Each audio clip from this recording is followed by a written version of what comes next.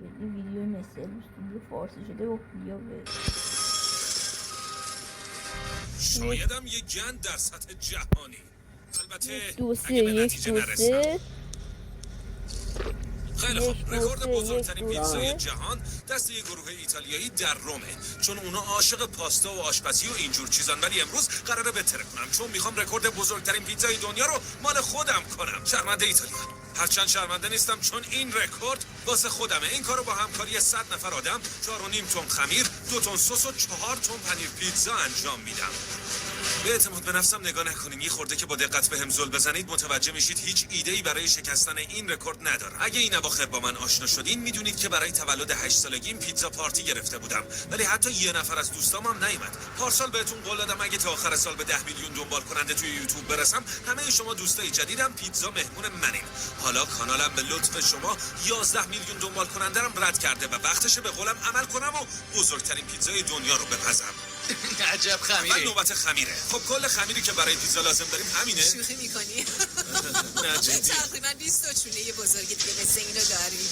خب پس بلندش کنیم ببرش. قطر این پیتزا حدود 40 متره و برای اینکه رکوردمون ثبت بشه باید زیر 48 ساعت بپزیمش و بفرستیمش برای بقیه. ولی خودمونیم و آماده کردن و پهن کردن این حجم خمیر اصلا کار راحتی نیست. خدا رو شکر آشپزای پیتزا هات اومدن کمکمون و تمام مواد اولیه رو تامین کردن. الان ساعت 10 شبه و به جای اینکه نصف کار پیتزا رو انجام داده باشیم فقط 16% پیشرفت داشتیم. پس میشه گفت اوضاع خیلی خیته. اگه موفق نشیم من شهر رو به هم میریزم. چه پیتزایی دوست داری؟ پپرونی. تو چی؟ مرغ آناناس. نه خب دوست دارم. کن بابا. خیرک اعتقاد داره که خیلی عجیبه رو پیتزا آناناس بذاری و واقعیتش منم تو عمرم پیتزای حاوی آناناس نخوردم و به نظر ببخشید دکتر ایرک، چطور خودت تنبلت هم بکشی و بیای اینجا بهم بگی که چقدر پنیر بریزم؟ به من چه هیچ کاری بلد نیستی. اگه راست میگی بیا اینو هول بده. نزن میام رو قنبالت پنیر میریزم. بچه‌ها میتونین یه لطفی بهم بکنین؟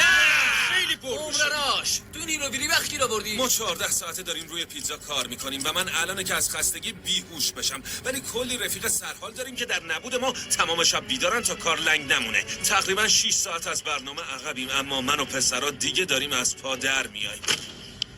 فردا صبح رکوردو میشکنیم. تمام مدتی که ما خوابیدیم همکارامون توی شیفت شب سخت مشغول کار بودن، خصوصا وانیشا. اومدم ببینم پسرا دارن چیکار میکنن و اوضاع چطور پیش میره. فهمیدم بدون من نمیشه.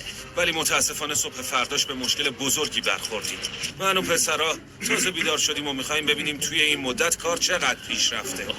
خسته نباشم واقعا. داداش پیتزایی که تکون نخورده. نمیدونم. اینم نتیجه سپردن کار به بقیه. گمونم خودمون باید دست به کار بشیم. عجب چیز داداش خفنی. با اون آخه. من فهمیدم بهترین روش سس ریختن روی پیتزا اینه. بذار اول سوارشم، قلمش دستم. 3 2 1. عجب پرتوی چه فشاری داشت. خیلی خوب همگی صفر منو بچسبید. 3 من 2 پشت خودم. 1. شتابش منو کشته. داداش میریم ما هم یه دور بزنیم. نه فقط باید دست من باشه. این پیتزا اصلا یه پیتزای معمولی نیست، در واقع پیتزای پیتزا هاته. یه سال پیش به پیتزا هات دایرکت دادم و به این چالش دعوتشون کردم. اونا هم به دلایل نامعلوم قبول کردن که به یه یوتیوبر دیوونه مثل من کمک کنن و تو این هچل افتادیم. پس این فقط بزرگترین پیتزای دنیا نیست، بزرگترین پیتزای پیتزا هاته، اونم از نوع بیگ نیویورک. ای ایرک رسیدی بهم زنگ بزن. چی میگی؟ میتونستم بری دیگه بر نگردی. مثبت فکر کن. عملیات پنیر ریزی روی پیتزا. برو بریم. 3 2 1 حرکت.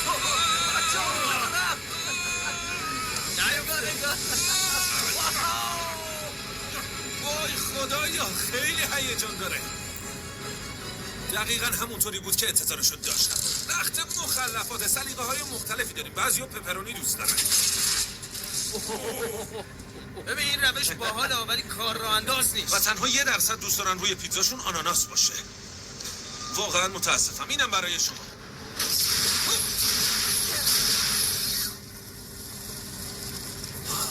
چه بیزو به پاشی میکنه. من اینجوری پنیرم نبود، همش نون بود مثلا. برگام. روش‌های من در آوردیم خیلی به درد پیتزا درست کردن نخورد. برای همین یه ماه پیش توی اینستاگرام ازتون خواستم وسایلی بسازین که توی پخت بزرگترین پیتزا کمکمون کنه. وای اینجا رو. این دیگه خود جنسه. هر رکوردو بزنه به تو چی میدن؟ واقعا چی میدن؟ چی میدن؟ فقط ثبتش میکنم. نه دلاری نه پولی هیچ. پس این دیگه چیه؟ بزرگترین پیتزا بار دنیاست. تیغش تقریبا هم قد منه. اینم بزرگترین سپایه پیتزا. در ابعاد انسانی.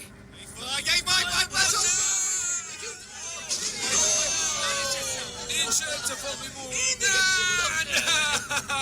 اینو داشته باش. عجب ماشینیه. امضای همه مافیاها روشه؟ آره همشون هست. پس اینم امضای من. نظر مثبت چیه که سویچ ماشین رو بدم به یکی از مافیاها؟ موافقی؟ آره حله. خب دوستان، از اونجایی که تازه 10 میلیونی شدیم، به یکی از شما که توی خونه هستین و نتونستین توی پیتزا پارتی ما شرکت کنید، به قید قرعه برای تشکر این ماشین رو هدیه میدم. فقط کافیه عکس من با ماشین رو لایک کنید و فالو رو بزنید و سویچ ماشین رو بگیرید. به همین سادگی. دلم نمیاد بدمش بره، خیلی خوشگله. ما هم که اینجا علی بیغمیم. حقوق ما چی میشه؟ راست میگه. پس ما میشید کلی وقت فالوت کردیم بی شخصیت. البته این ماشین تنها هدیه من به شما نیست. از اول سال دنبال یه برنامه بودم که بتونیم کنار هم 10 میلیونی شدنمون رو جشن بگیریم. هر کدومتون یه برش پیتزا مهمون منیم. بعدش من و پسرا رفتیم سالن تئاتر یوتیوب تا جشن تولد 8 سالگیمو دوباره برگزار کنیم. بزن بریم. سلام. آره بزن قدش. ایول پسرا. آره بزن بریم.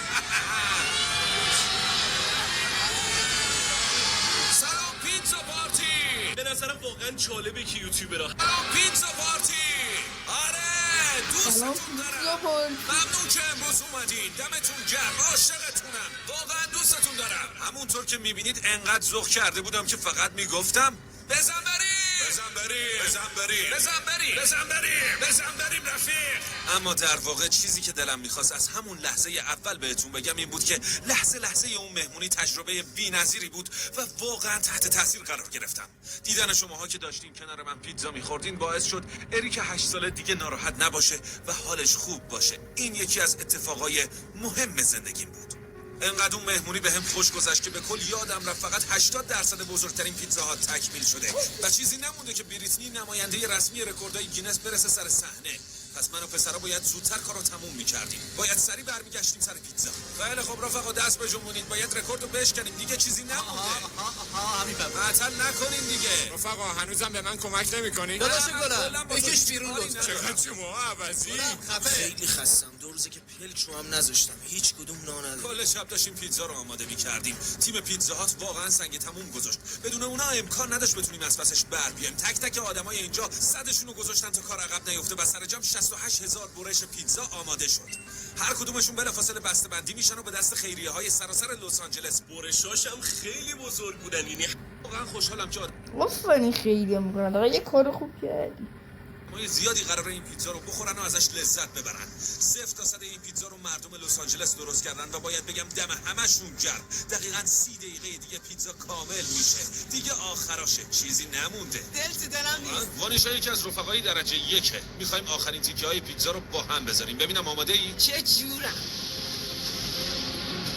خوبه. اینم از سسش. عالی شد و آخرین ورق پپرونی. 3 2 1.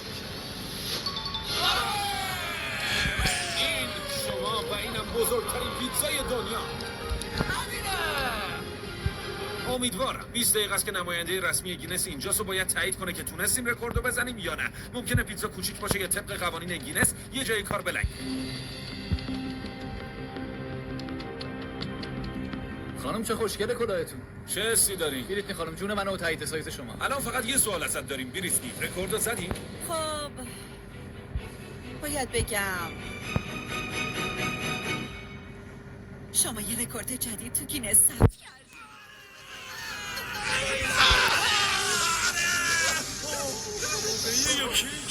کارو خودمونم بلدیم دیگه. نمیخواد به ما یاد بدیم. بریم سراغ بریتنی من واقعا ازت ممنون. باعث افتخارم بود که رکورد شما رو ثبت کنم. کارتون واقعا حرف نداره. آره خودشه دیگه. هیچی تو زندگی نمیخوام. بریم خبرشو به بقیه هم بدیم. ما موفق شدیم. رکورد شکستیم. دوستش کن. آره باورم نمیشه. چرا گریه میکنی؟ دست خودم نیست.